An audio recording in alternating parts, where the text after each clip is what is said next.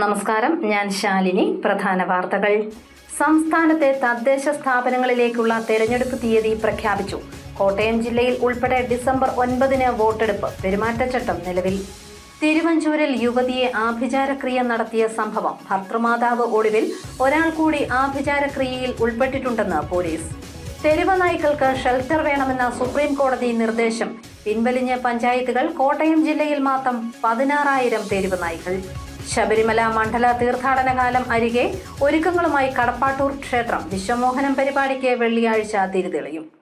വാർത്തകൾ വിശദമായി. സംസ്ഥാനത്ത് തദ്ദേശ സ്ഥാപനങ്ങളിലേക്കുള്ള തെരഞ്ഞെടുപ്പ് തീയതി പ്രഖ്യാപിച്ചു. ഡിസംബർ 9, 11 തീയതികളിലായാണ് തെരഞ്ഞെടുപ്പ്. ആദ്യഘട്ടമായി ഡിസംബർ 9 കോട്ടയം ജില്ലയിൽ തെരഞ്ഞെടുപ്പ് നടക്കുന്നത്. പെരുമാറ്റച്ചട്ടം നിലവിൽ വന്നു.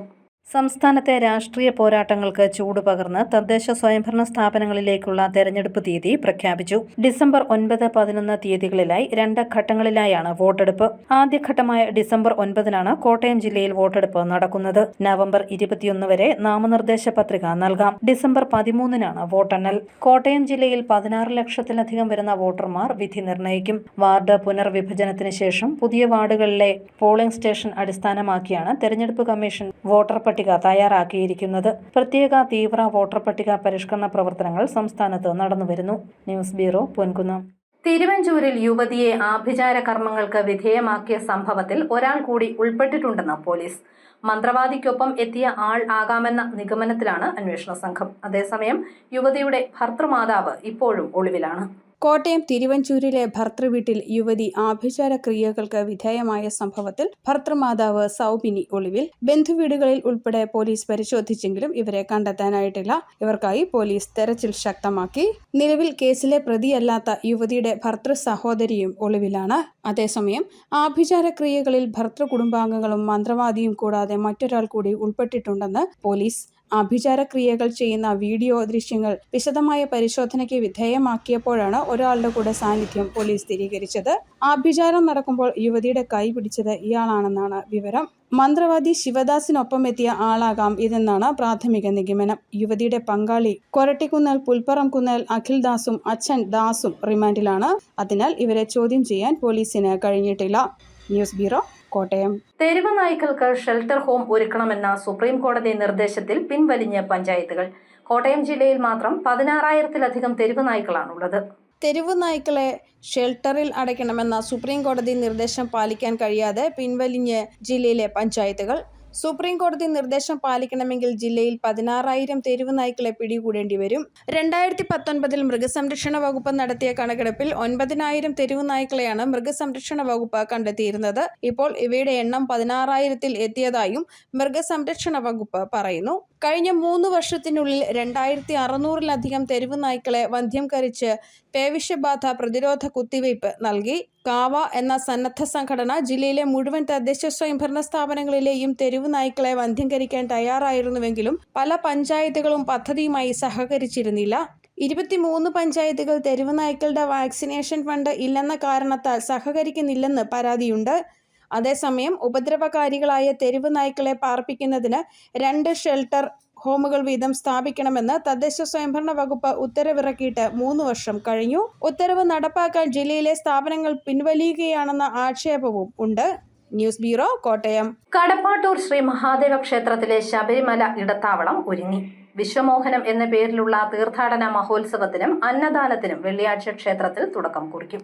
കടപ്പാട്ടൂർ ശ്രീ മഹാദേവ ക്ഷേത്രത്തിലെ മണ്ഡല മകരവിളക്ക് മഹോത്സവത്തിന് ഈ മാസം 14 തുടക്കം കുറിക്കും. തൃക്കടപ്പാട്ടൂരപ്പൻ്റെ ചൈതന്യവും പ്രകൃതിദത്ത സൗകര്യങ്ങളാലും ക്ഷേത്രാരംഭകാലം മുതൽ ശബരിമല തീർത്ഥാടകരുടെ ഇടത്താവളമാണ് കടപ്പാട്ടൂർ. വിശ്വമോഹനം എന്ന പേരിലാണ് തീർത്ഥാടനകാലം. ദീർഘദൂര യാത്രികരായ അയ്യപ്പ ഭക്തർക്ക് വേണ്ട എല്ലാ സൗകര്യങ്ങളും ഇവിടെ സൗജന്യമായി തന്നെ ലഭിക്കും.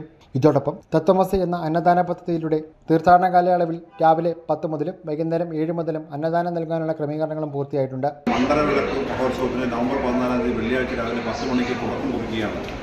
തൃക്കടപ്പാട്ടൂരപ്പൻ്റെ ചൈതന്യവും പ്രകൃതിദത്ത സൗകര്യങ്ങളാലും ക്ഷേത്രാരംഭകാലം മുതൽ ശബരിമല തീർത്ഥാടകർ ഇവിടം അവരുടെ പ്രിയപ്പെട്ട ഇടത്താവളമാക്കി മാറ്റി. വിശ്വമോഹനം എന്ന പേര് നൽകിയിരിക്കുന്ന ഈ തീർത്ഥാടന കാലയളവിൽ വ്രതശുദ്ധിയുടെ പവിത്രതയ്ക്ക് പ്രാധാന്യം നൽകുക എന്നതാണ് ദേവസ്വത്തിൻ്റെ ലക്ഷ്യം. അതുകൊണ്ട് തന്നെ ദീർഘദൂര യാത്രികരായ അയ്യപ്പ ഭക്തന്മാർക്ക് വേണ്ട എല്ലാ സൗകര്യങ്ങളും സൗജന്യമായി തന്നെ നൽകാൻ ദേവസ്വം ഊന്നൽ നൽകിയിരിക്കുന്നു. മാത്രമല്ല അന്നദാന മഹാത്മ്യം പ്രചരിപ്പിക്കുന്നതിനും ആരോഗ്യകരമായ ഭക്ഷണം നൽകുക എന്ന ഉദ്ദേശത്തോടെ തത്വമസി എന്ന അന്നദാന പദ്ധതിയുടെ തീർത്ഥാടന കാലയളവിൽ രാവിലെ 10 മണി മുതലും വൈകുന്നേരം 7 മണി മുതൽക്കും അന്നദാനം നൽകുവാനുള്ള ക്രമീകരണങ്ങൾ പൂർത്തിയായി. കൂടാതെ അരവണയും അപ്പവും ലഭ്യമാക്കുന്നതിന് 24 മണിക്കൂറും വഴിപാട് കൗണ്ടറുകൾ പ്രവർത്തിക്കുന്നുണ്ട്. 14-ന് രാവിലെ 10-ന് തീർത്ഥാടന മഹോത്സവത്തിൻ്റെയും അന്നദാന പദ്ധതിയുടെയും ഉദ്ഘാടനം Thiruvithamkoor Kochi Devaswom board ombudsman justice K Ramakrishnan നിർവഹിക്കും. 2011-ലാണ് സർക്കാർ ഔദ്യോഗിക ഇടത്താവളമായി കടപ്പാട്ടൂർ ക്ഷേത്രത്തെ പ്രഖ്യാപിച്ചത്. സർക്കാർ തലത്തിൽ നിന്നും തീർത്ഥാടകർക്കായി ആയുർവേദ, ഹോമിയോ, അലോപ്പതി ഡിസ്പെൻസറികളും 24 മണിക്കൂർ ആംബുലൻസ് സേവനവും പോലീസ് സേവനവും അനുവദിച്ചിട്ടുണ്ട്. ന്യൂസ് ബ്യൂറോ, പാല. ജില്ലയിലെ സിവിൽ ഡിഫൻസ് അംഗങ്ങളിൽ ട്രെയിനിംഗ് പൂർത്തിയാക്കിയവർക്ക് ബേസിക് ലൈഫ് സപ്പോർട്ടിൽ പരിശീലനം നൽകി. അഗ്നിരക്ഷാ വകുപ്പിന് കീഴിൽ ചിട്ടയായി പരിശീലനം നൽകി രൂപപ്പെടുത്തിയ സംവിധാനമാണിത്. കോട്ടയം ജില്ലയിലെ സിവിൽ ഡിഫൻസ് അംഗങ്ങളിൽ സംസ്ഥാനതല ട്രെയിനിംഗ് പൂർത്തിയാക്കിയവർക്കുള്ള റിഫ്രഷർ ട്രെയിനിംഗ് ചങ്ങനാശ്ശേരിയിൽ നടന്നു. ജോബ് മൈക്കിൾ MLA ഉദ്ഘാടനം ചെയ്തു. നിങ്ങൾ കാണിക്കുന്ന ആ ഗൗരവം, ഓരോ ഫേസ് ചെയ്യാൻ വേണ്ടിയുള്ള നിങ്ങളുടെ തൻ്റെ ഇടം, അതൊക്കെയാണ് നമ്മുടെ നാട്ടിൽ കൂടുതലായിട്ട് ആളുകൾ വിലമതിക്കുന്നത്. അപ്പോൾ തീർച്ചയായും ഇന്നിവിടെ നിങ്ങളെ പല ഫസ്റ്റ് എയ്ഡ് കാര്യങ്ങളും പഠിപ്പിക്കും. നിങ്ങൾക്ക് കുറേയൊക്കെ അറിയാവുന്നതാണ്.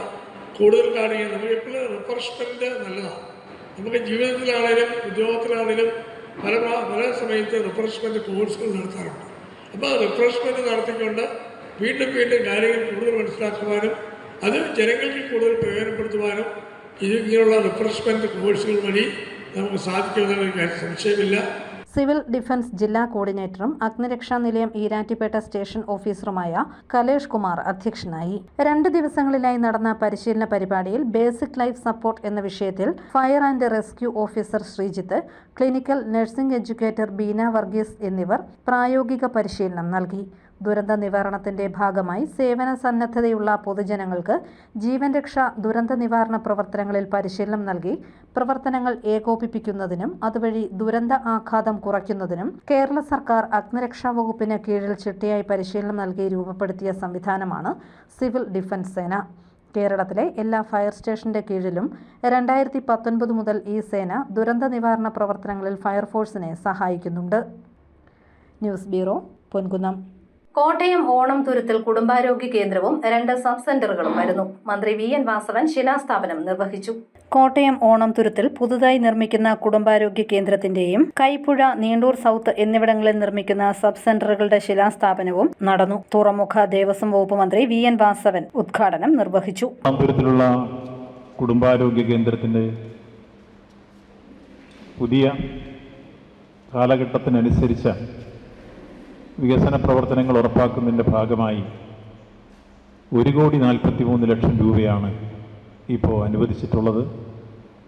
നാളുകളിൽ ആ കുടുംബാരോഗ്യ കേന്ദ്രം കൂടുതൽ പശ്ചാത്തല സൗകര്യങ്ങൾ വികസിപ്പിച്ചും രോഗികൾക്ക് കൂടുതൽ ചികിത്സാ സൗകര്യങ്ങൾ ഉറപ്പാക്കി മുന്നോട്ട് പോകാൻ സഹായിക്കുന്ന തരത്തിലേക്ക് അതിന്റെ നിർമ്മാണ പ്രവർത്തനങ്ങൾ നമുക്ക് പൂർത്തീകരിക്കാൻ കഴിയും. ദേശീയ ആരോഗ്യ ദൗത്യം വഴി 1.43 കോടി രൂപ ചെലവിട്ടാണ് കുടുംബാരോഗ്യ കേന്ദ്രം നിർമ്മിക്കുന്നത്. 55 ലക്ഷം രൂപ വീതം സബ് സെന്ററുകൾക്ക് ചെലവഴിക്കും. നീണ്ടൂർ ഗ്രാമപഞ്ചായത്ത് പ്രസിഡന്റ് VK പ്രദീപ് അധ്യക്ഷനായി. വൈസ് പ്രസിഡന്റ് ആലീസ് ജോസഫ്, സ്ഥിരം സമിതി അധ്യക്ഷരായ PD ബാബു, MK ശശി, ആരോഗ്യ കേരളം ജില്ലാ programme manager doctor Vyas Sukumaran, medical officer doctor Sherin Maria Augustine, secretary K Suresh തുടങ്ങിയവർ പങ്കെടുത്തു. News bureau, Kottayam. കൊടുങ്ങൂർ ആയില്യങ്കാവ് നാഗരാജ ക്ഷേത്രത്തിൽ വാർഷിക ഉത്സവം ഈ മാസം 12, 13 തീയതികളിൽ നടക്കും. 12-ാം തീയതി രാവിലെ പതിവ് ചടങ്ങുകൾക്ക് ശേഷം ദേവി പൂജയും ജലധാരയും നടക്കും. 10:30-ക്കാണ് നൂറും പാലും സർപ്പപൂജയും. അന്ന് വൈകിട്ട് 7:30-ക്ക് സർപ്പബലി നടക്കും. 13-ാം തീയതി രാവിലെ 10:30-ക്ക് നൂറും പാലും സർപ്പപൂജയും നടക്കും. രാത്രി 8:30-ക്കാണ് ഗുരുതി. പ്രധാന വാർത്തകൾ ഒരിക്കൽ കൂടി. സംസ്ഥാനത്തെ തദ്ദേശ സ്ഥാപനങ്ങളിലേക്കുള്ള തെരഞ്ഞെടുപ്പ് തീയതി പ്രഖ്യാപിച്ചു. കോട്ടയം ജില്ലയിൽ ഉൾപ്പെടെ ഡിസംബർ 9-ന് വോട്ടെടുപ്പ്. പെരുമാറ്റച്ചട്ടം നിലവിൽ. തിരുവഞ്ചൂരിൽ യുവതിയെ ആഭിചാരക്രിയ നടത്തിയ സംഭവം. ഭർത്തൃമാതാവ് ഒടുവിൽ ഒരാൾ കൂടി ആഭിചാരക്രിയയിൽ ഉൾപ്പെട്ടിട്ടുണ്ടെന്ന് പോലീസ്.